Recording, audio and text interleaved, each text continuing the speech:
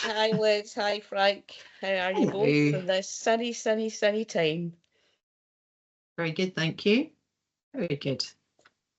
And do we think Freedom of Information Reform Scotland Bill is a big slab of sunshine too? Be really useful to have a little chat round about some of the key things that have been proposed and hear your thoughts on them. How does that sound? Yeah, Great. it's an interesting piece of legislation. So how likely it is to actually become law or not, I suppose, is debatable, since in the first place it's a private member's bill, which of course very often they fall at the parliamentary hurdle, and the Scottish Government, specifically said after the post-legislative review they weren't going to introduce any legislative changes. So there's some interesting points in it. I did note that in terms of MSPs who've supported the bill thus far to get it to the point of being submitted, there's a bit of cross-party support, but it's largely Labour, Lib Dem, no SNP, no Green MSPs. So, which doesn't mean it wouldn't get the numbers in Parliament to be passed. But it's not. I would say to colleagues who are carrying out FOI roles, don't feel that there's anything inevitable here, because I'd be quite surprised if it actually does become law, certainly as it stands. Yeah, I guess one of the big hot chestnuts, as the always have been, is that whole discussion around, and in fact recommended expansion of who's covered by the term public authority. I think that's definitely one that people will be really keen to get a bit more understanding of what's proposed. Yeah. And I suppose the big change here is that the bill's proposing to take that power from the ministers to Parliament. And I think the expectation is that Parliament will be maybe more robust, more aggressive in terms of designating public authorities, particularly around, this exists in the Act as it stands, the ability to designate authorities who are acting under contract to carry out public functions. But I think clearly the expectation, the mood music is that Parliament would be much more proactive in that, and businesses and third sector organisations who are contracted to carry out public services are far more likely to find themselves under FOI. And that's probably where you'll see the most rigorous lobbying against the bill as well. Third sector organisations, you can imagine, who are already, as they would see it, kind of groaning under the weight of regulation, are thinking, the last thing we need is to be subject to an FOI regime as well. Yeah, and I think, as you say, Frank, the chances of the bill being passed are unknown, and certainly in its current form. I think, the wording in this section as well is, organisations that appear to be delivering a public function. I just think, there's so much scope, and obviously I'm assuming that's why it was worded in that way, so that it's not being restrictive. It's quite all-encompassing. But I do think, even just thinking about the logistics of bringing in contractors and then removing them when they are no longer delivering that public function is going to be quite difficult. And it's an interesting concept, and you can absolutely see why they're keen to bring that in. But in practice, I'm not sure how much traction that's going to get. And the bill's also clear that so a lot of these authorities, FOI would have limited application to them, in that it would only apply to things that were strictly part of delivering that service. Yeah. But as we all know, talking to clients, particularly in the social housing sector, who are in this slightly grey area already, in that FOISA does apply to Scottish social landlords, but not to everything they do. Yeah. And it's really challenging sometimes for them to unpick which bits of the organisation, which activities, and therefore which information falls into scope. It's not an easy thing to do at all, if it's not your whole organisation that's covered. Sure. Yeah, and presumably you're going to have the same issue that the housing associations had, in that if they are brought into the scope of FOISA with the bill as it's currently proposed, it will also bring them into the scope of needing a data protection officer, because there'll be a public authority for the purposes of the Data Protection Act. Yeah, and as you say, Heather, the EIRs potentially as well. So it's quite a big undertaking, I think, in terms of the obligations in real terms that it's putting on the organisation. Totally agree. You know, you don't segregate your information, or you don't tend to segregate it in that way. So yeah, lots to think about there, I think. Yeah. And what about another one I can certainly picked up on, and that's the fact that they're making changes to timescales when it comes to clarifications. I'd be interested to hear what you think in terms of what they're proposing there, what the impact may or may not be there.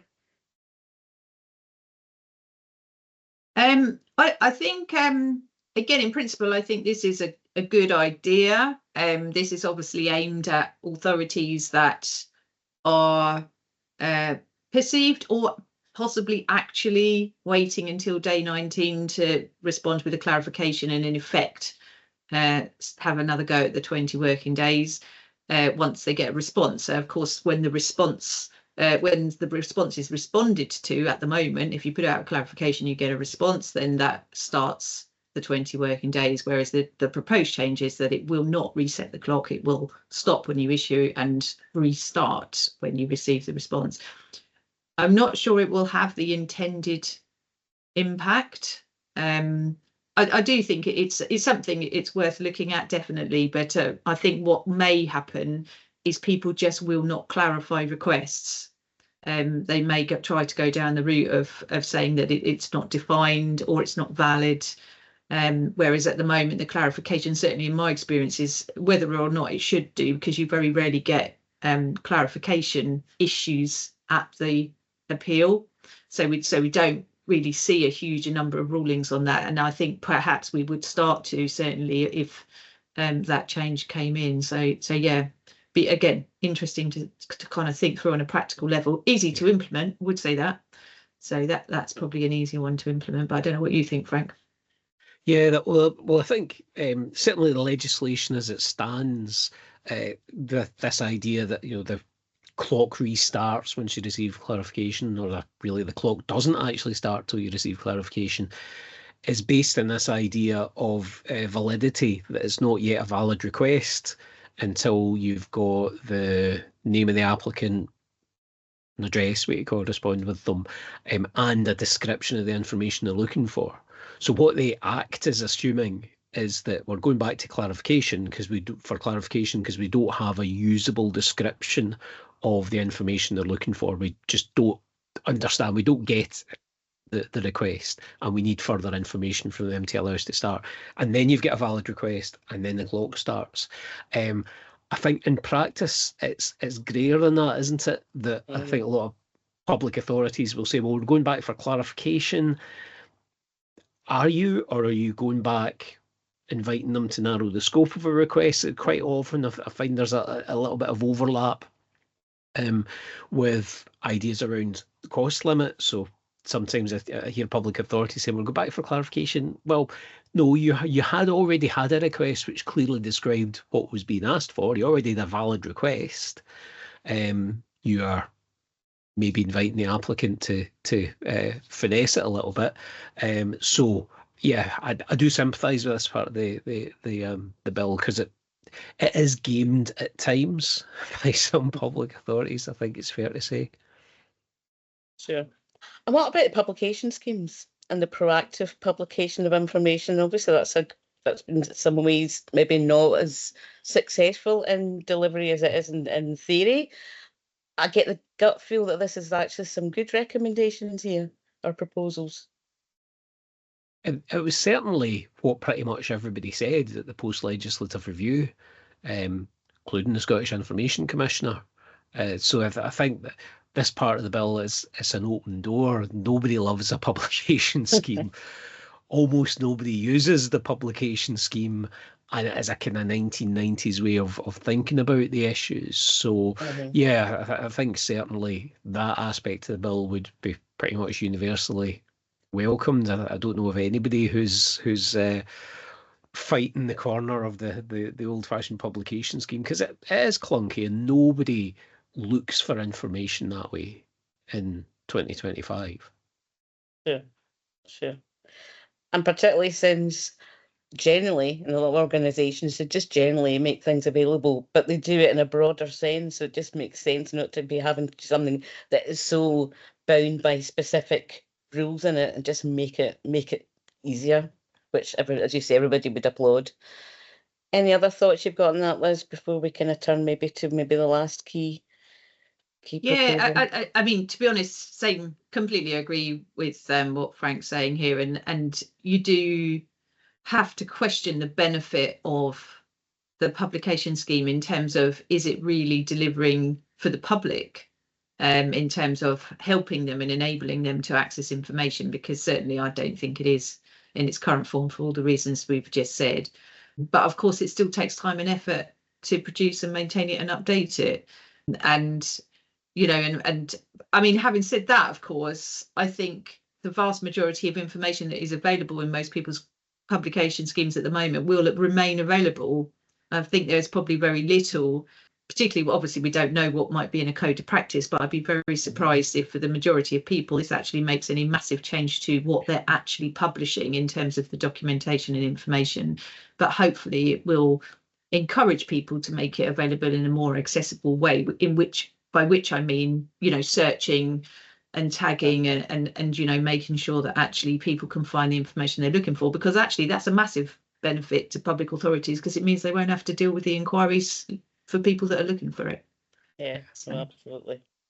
Yeah, although of course, yeah, at the moment we've got, well, for well over a decade now, we've had clear policies around open data, which hasn't really delivered the way I think anybody expected or hoped it would. Just move on maybe to kind of the final kind of key area that we wanted to have a discussion around, and that is the requirement to have a freedom of information officer. And I suspect both of you, but Liz in particular, given your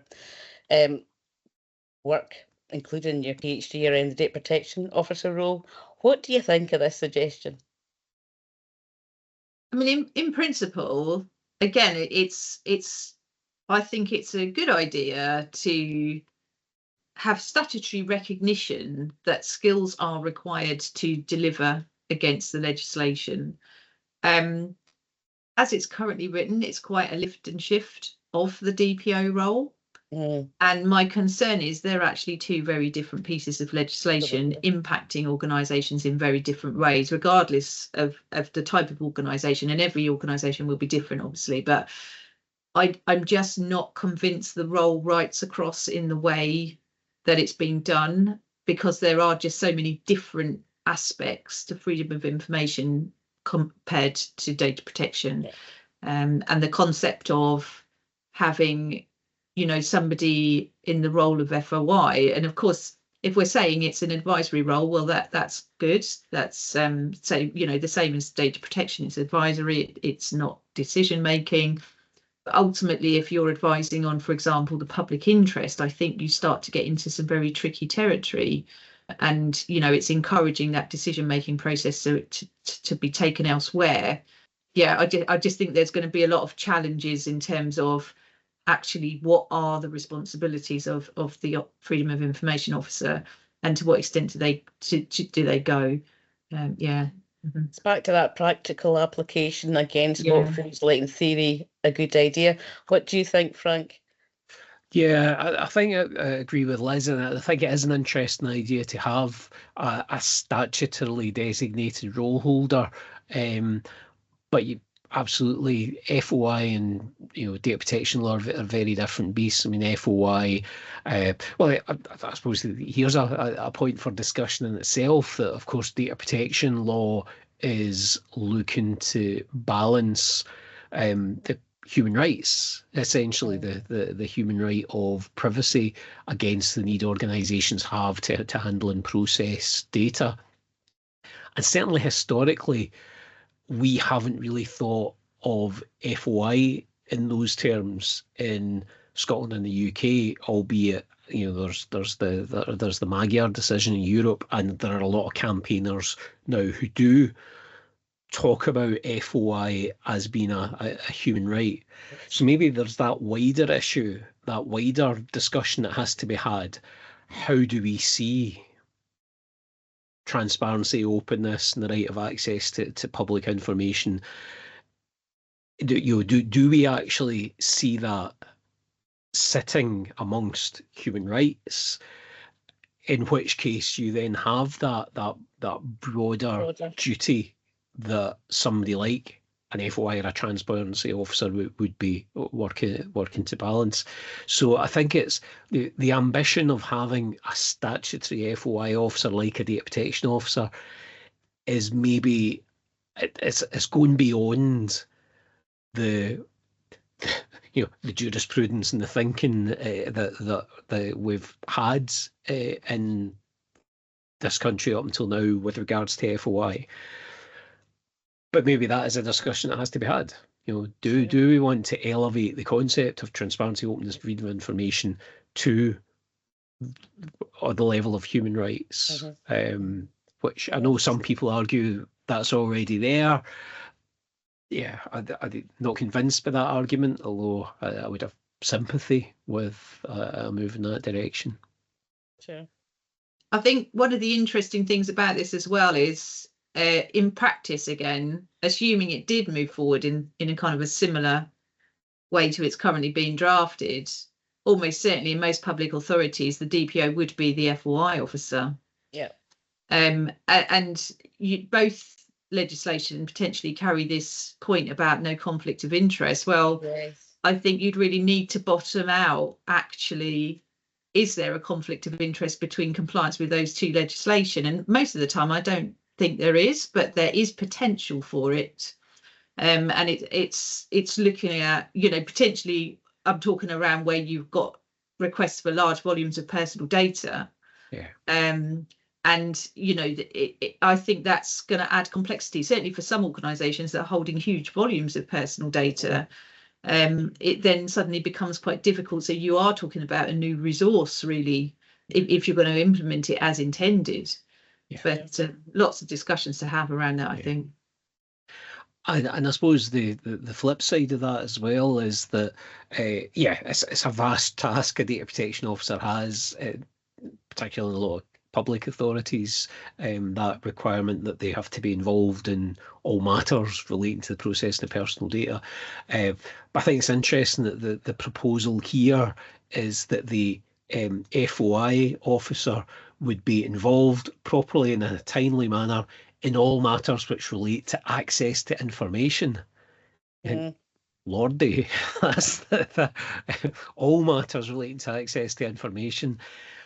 So they have to be involved in the development of every information system and all information governance policies, and which, I think that there's arguments for information governance leads having that kind of clout, but that takes resource. That takes that's a big ask of the organisation and of the office holder. Yeah, and I think I can't actually think of any accepted definition of accessibility or access, and suddenly you're bringing in rafts of legislation there. Absolutely. You've got all your equalities legislation to think about. Are we, and of course we already need to think about that under FOI, but we're making the FOI officer responsible for it. And actually, is this trying to, without reading too much into it, but we're almost, if you take Frank's points, we're almost introducing a transparency by design or by default, or at least requiring organisations to think about accessibility at the point they are creating information resources. And that's not to say we shouldn't think about it, because we should think about our FOI responsibilities. But actually, when you think about all access responsibilities, I think that just becomes huge. It's so broad. And again, it's and I guess that's what the great thing is, because these are being proposed and it's going to start the conversations going and take it. So at least there's nothing within here we're going heaven forfend, but actually we're seeing the theoretical value from it, but it's got to be something that's pragmatic and capable of being delivered as well. Yeah, absolutely. And certainly, as I'm sure you know, any bill has to be accompanied by a financial memorandum that talks Absolutely. about, what does this look like Yes. in pounds and pence. Yes. And certainly, I think a lot that's in the financial memorandum is really, downplaying the impact of this, both on existing public authorities and Mhm. on the newly designated ones. We know from the organisations The we've coal worked in, the face. clients we've worked with, yeah, FOI ain't easy. FOI is resource intensive, Yeah. which is not an argument against openness and transparency. It's just there's always that gap between actual practice of the way information is created and held in organisations and the ideal that would allow FOI to be straightforward and simple and routine. And that gap isn't going away anytime soon. Yeah. So, yeah, I think I would like to see most of what's in the bill brought in, Yeah. but then I've got a vested interest in, you know, people Well, giving budgets over to FOI. Yeah, haven't we all? Yeah. Oh, indeed. Okay, that was a good chat. And it'll be really interesting to see how things develop from here. Maybe have another wee chat down the line. Hopefully this will be of use and interest to all of you out there. So enjoy the rest of your day, Frank and Liz, and I will do the Thank same. you. See you Talk to you soon. later. Bye bye bye bye. Bye.